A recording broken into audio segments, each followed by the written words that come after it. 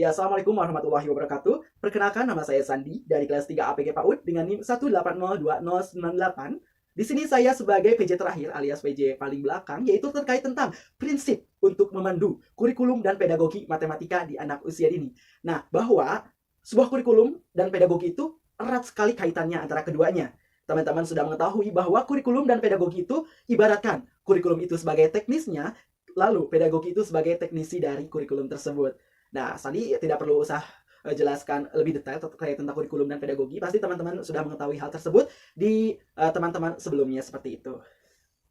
Nah, berdasarkan dari tinjauan ekstentif penelitian tentang keadaan terkini pendidikan matematika awal dan praktek yang efektif. Nah, kami sudah menyajikan sebuah rangkaian prinsip-prinsip untuk memandu kurikulum dan pengajaran di tingkat anak usia dini terkait tentang matematika pastinya. Nah, juga penelitian ini juga merujuk secara khusus pada indikator-indikator utama berikut dari program matematika yang efektif di tingkat prasekolah. Nah, ini dia salah satu dari prinsip-prinsip pendidikan matematika di kalangan anak usia dini. Kita lanjut ya dengan yang pertama. Yang pertama, menggunakan penelitian untuk menentukan serangkaian konsep proses jalur belajar mengajar yang komprehensif. Untuk apa sih? Untuk merancang kegiatan tersebut dan disusun secara bertahap dan membantu guru juga mengumpulkan data-data terkait tentang observasi yang sudah dilakukan. Nah, jadi anak-anak juga sudah menggunakan data tersebut untuk memodifikasi perencanaan dan strategi pengajaran kepada anak usia dini. Nah, tugas tersebut itu disusun secara berurutan. Kenapa sih harus berurutan? Supaya kita tahu titik letak kita itu kesalahan kita di mana, terus juga kita tahu bahwa serangkaian kegiatan itu kita seperti apa. Nah, seperti itu dimaksudkan yang saya bicara barusan. Terus juga nih, guru juga perlu beradaptasi untuk pengembangan konseptual siswa tertentu daripada kita belajar secara kaku mengikuti kurikulum yang ada. Nah, jadi kita itu jangan mengikuti kurikulum yang ada semuanya gitu. Kita harus ada pelemasannya gitu, tidak harus sering-sering kaku gitu, terus berfokus terhadap kurikulum tersebut.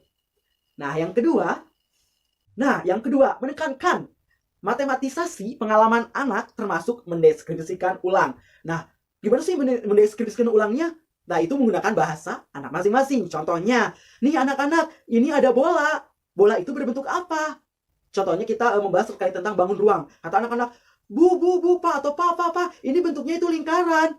Nah, jadi seperti itu. Jadi, menekankan matematisasi terhadap anak itu, kita harus menyesuaikan dengan pengalaman anak tersebut. Contohnya, kayak barusan seperti itu. Nah, yang ketiga, membangun nih kesadaran akan perlunya pengembangan langsung dan konsep anak dalam pembelajaran matematika. Nah, kita perlu sadar nih, untuk membangun bahwa matematika itu seru untuk anak usia dini. Perlunya itu dengan cara gimana sih? Pengembangan langsung dan konsep kepada anak. Bagaimana cara kita mengajar, terus bagaimana cara kita itu membuat sebuah APE tentang matematika yang menarik buat anak. Ya, seperti itu supaya menarik minat anak untuk matematika itu sendiri. Nah, juga kita harus merencanakan secara eksplisit untuk matematika sebagai area terpisah dari program dan kemampuan untuk merencanakan berdasarkan jalur belajar mengajar.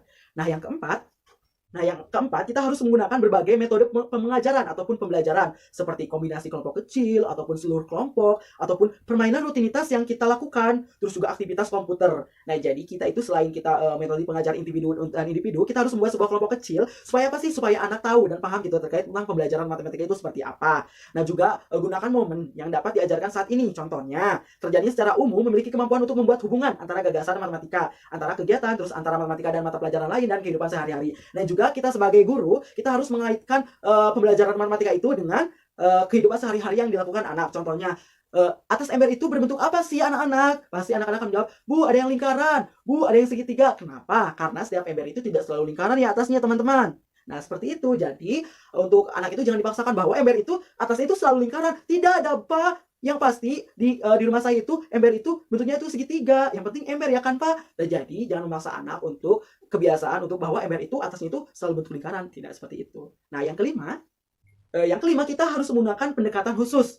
Apalagi dalam hal segi pengajaran yang mendukung pemecahan masalah dan proses penyelidikan dalam kegiatan matematika dan menggunakan berbagai jenis pertanyaan untuk mendorong anak-anak untuk menjelaskan pemikiran mereka dan mendengarkan dengan penuh perhatian kepada masing-masing anak dan memahami tingkat pemikiran mereka di sepanjang jalur pembelajaran matematika. Nah, jelas bahwa kita contohnya nih kita memberikan sebuah ruang geometri, contohnya lingkaran ataupun bola. Anak-anak bola ini berbentuk apa? Terus mereka tuh berpikir, bu, atau pak, ini berbentuk lingkaran nih pak. Terus pak, emang benar katanya bola itu tidak selalu bulat?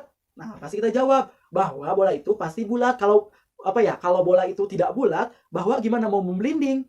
Karena bola di mana-mana itu berbentuk bulat seperti itu. Jadi kita harus melakukan pendekatan khusus gitu, apalagi dari hal segi pendidikan matematika, bahwa setiap bentuk bangun ruang itu tidak selalu seperti itu saja. Nah, yang keenam melibatkan dan memfokuskan pemikiran anak-anak melalui perkenalan dan kegiatan. Nah, jadi kita harus setiap melibatkan hal apapun, bahwa kita harus menerapkan yang apa itu namanya matematika. Nah, seperti itu. Jadi membuat pemikiran itu menjadi kenal gitu akan apa itu matematika, apa itu angka 1, angka 2, angka 3, angka 4, angka 5, ataupun apa itu lingkaran, apa itu segitiga. Nah, seperti itu. Yang ketujuh, kita harus menunjukkan minat dalam matematika dan memiliki harapan yang tinggi, tetap realistis maksud saya, dan tujuan yang jelas dalam kemampuan untuk mengomunikasikan dengan jelas. Nah, jadi kita harus menanamkan kepada anak itu minat dan bakat matematika gitu. Minatnya itu kepada matematika gitu ya. Jangan kayak saya pribadi gitu, bahwa saya itu trauma akan matematika. Mungkin karena perlakuan guru yang dulu kepada Sandi pribadi itu sangat kasar. Nah, jadi teman-teman semuanya, kepada anak usia dini itu ataupun anak itu jangan sampai membuat mereka itu trauma.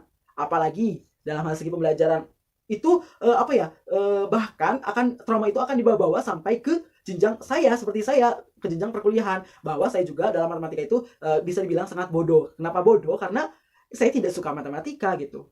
Apalagi matematika, saya pun untuk belajar matematika saja saya udah dibiasakan, mungkin dari dulu saya udah dibilangkan dengan trauma yang mendalam. Jadi pas belajar matematika tuh saya ngantuk ataupun saya tidur. Jadi bisa dibilang bodoh amat kepada matematika. Nah, jadi untuk guru-guru semuanya, tanamkan kepada anak itu minat yang sangat dalam terkait tentang matematika. Supaya apa? Karena kedepannya anak itu tersebut itu akan menyukai matematika. Nah, yang kedelapan atau yang terakhir, menggunakan penilaian formatif berbasis kelas untuk membuat penyesuaian pada praktik pengajaran guru, sehingga mereka lebih memahami kebutuhan belajar anak-anak dan memfasilitasi perkembangan matematika mereka. Nah, jadi untuk teman-teman semuanya, bahwa kita harus mengasih penilaian formatif terhadap anak-anak. Contohnya, kelas ini tuh harus membuat sebuah lingkaran nih, ataupun bentuk lingkaran, tapi bersama-sama menggunakan alat yang ada gitu. Terus juga dinilai satu kelas, supaya apa? Supaya anak satu dengan anak yang lain itu ada semangat belajar. Nah, seperti itu.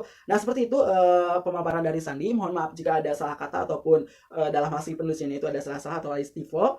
Jadi mohon dimaafkan. Terima kasih atas perhatiannya. Wassalamualaikum warahmatullahi wabarakatuh dan salam matematika.